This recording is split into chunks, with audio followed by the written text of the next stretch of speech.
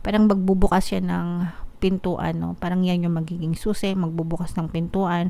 Pagbukas mo ng pintuan, nandun yung mga pera. Ibig sabihin, door to abundance, no? I-mine mo yan, guys, sa comment section. Mine, door to abundance, pintuan sa kasaganaan, kasi yan yung nararamdaman natin dito sa spread nyo, mga kapiksi, okay?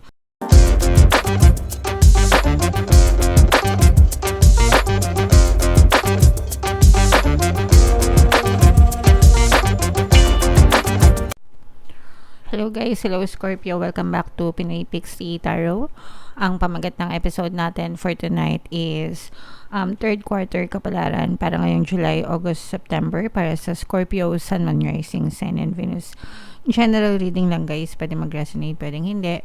Combination ng positive and negative energy. Unahin natin tong deck na to guys, tingnan natin yung mga mensahe sa inyo ng inyong mga gabay. Listen to your intuition. Meron tayong recovery.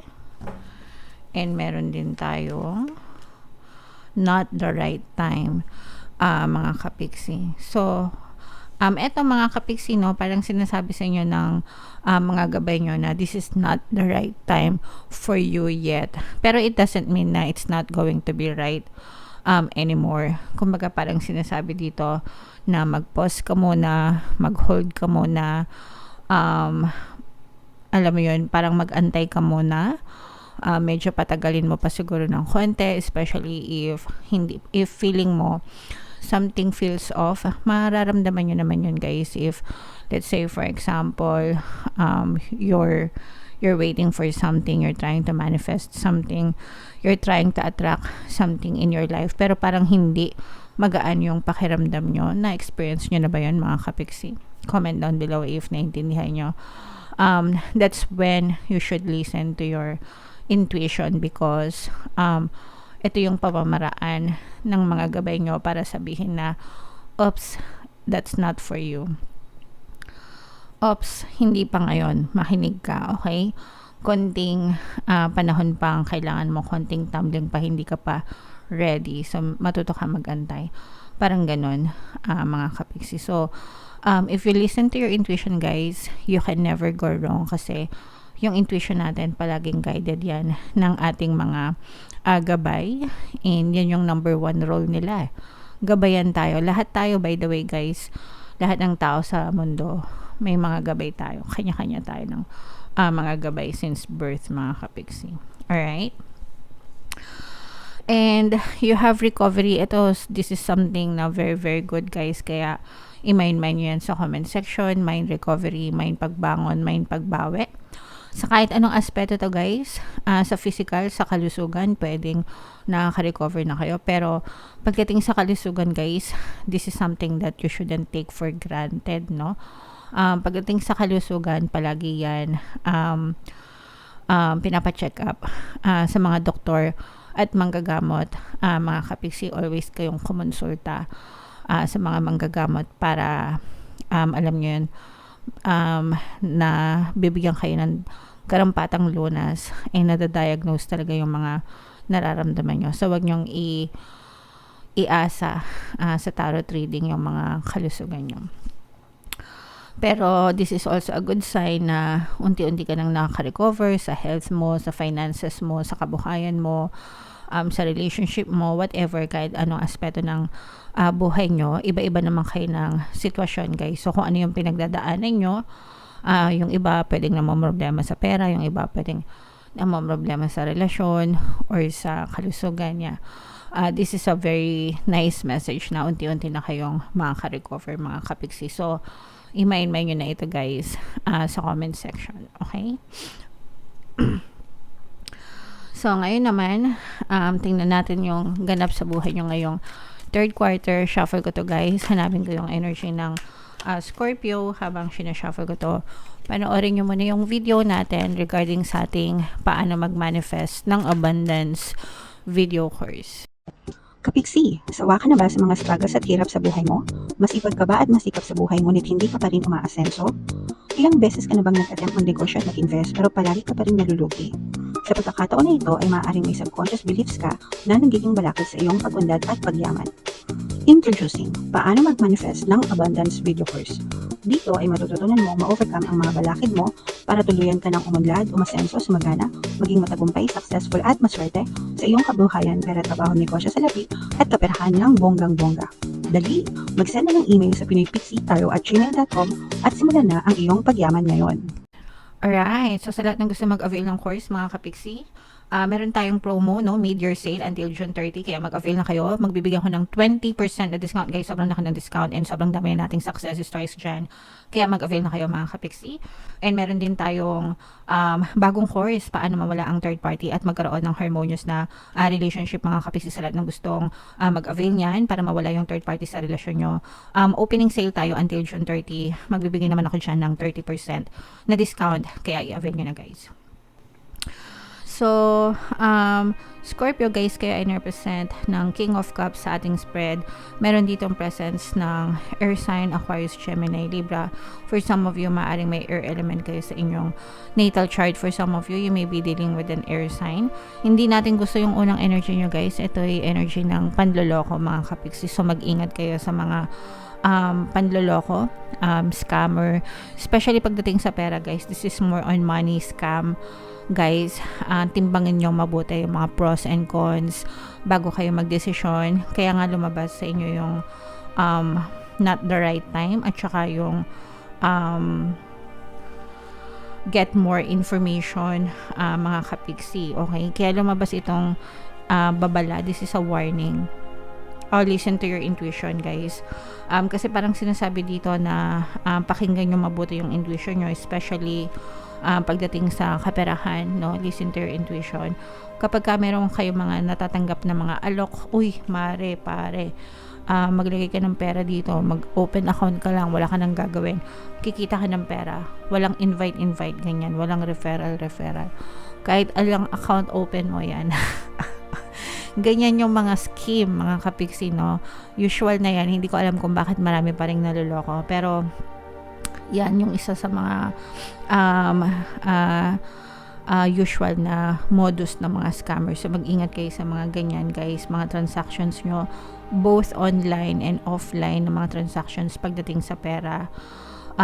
Make sure na binabasa nyo, maging maingat kayo. Timbangan nyo mabuti, baka ma-scam kayo, mga kapiksi. So, another babala yan, guys. Pero aside from that, pagdating naman sa pera, guys, meron kayo itong mga opportunities ito.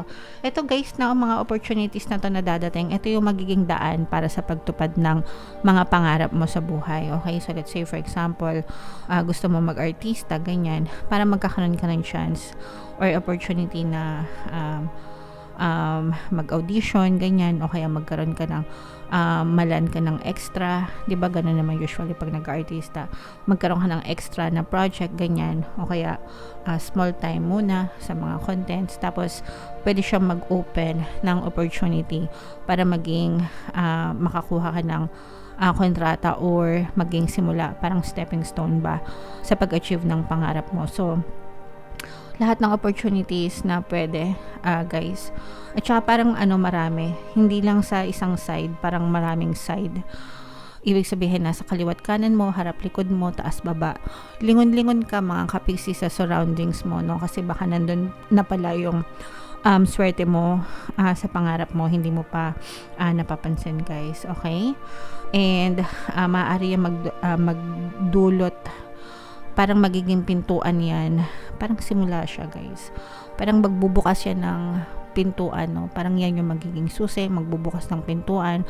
Pagbukas mo ng pintuan, nandun yung mga pera. Ibig sabihin, door to abundance, no? I-mine mo yan, guys, sa comment section. Mine, door to abundance, pintuan sa kasaganaan. Kasi yan yung nararamdaman natin dito sa spread nyo, mga kapiksi. Okay?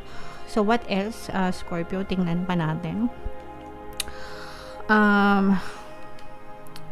So, for some of you guys, nakita natin yung healing dahil sa mga disappointments. You will face disappointments, no? Dahil mga trust issues. mga tiwala, siguro dahil dun sa mga scam, ayan no, sa pera mga kapiksi. Parang nawawalan na kayo ng tiwala sa ibang tao, sa mga paligid nyo, lalo na kung nanghihiram ng pera, mga nangungutang mga kapiksi, baka magkaroon kayo ng trust issue kasi pwede kayong i-betray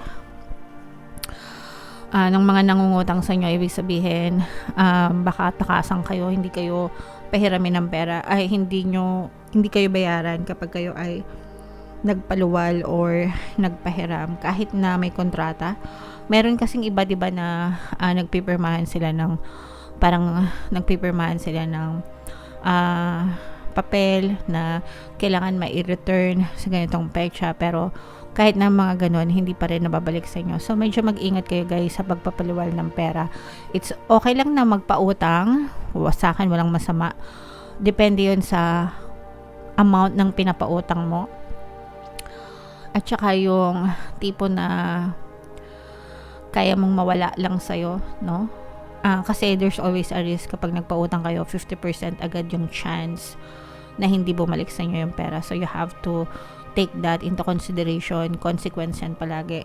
Kapag nagpautang kayo guys, 50% ng chance na hindi siya mabalik sa'yo, at saka 50% na chance na masira talaga yung relationship nyo dun sa mga pinapautang nyo, mga kapiksi. Okay, so yan yung nakikita natin dito sa spread na to, kaya mag-ingat kayo sa pagpapaluwal ng pera, kasi baka kayo yung ma-disappoint naman in the future. Sa mga kapiksi natin na may negosyo, parang medyo struggle yung business kasi dahil sa competition nito guys, no?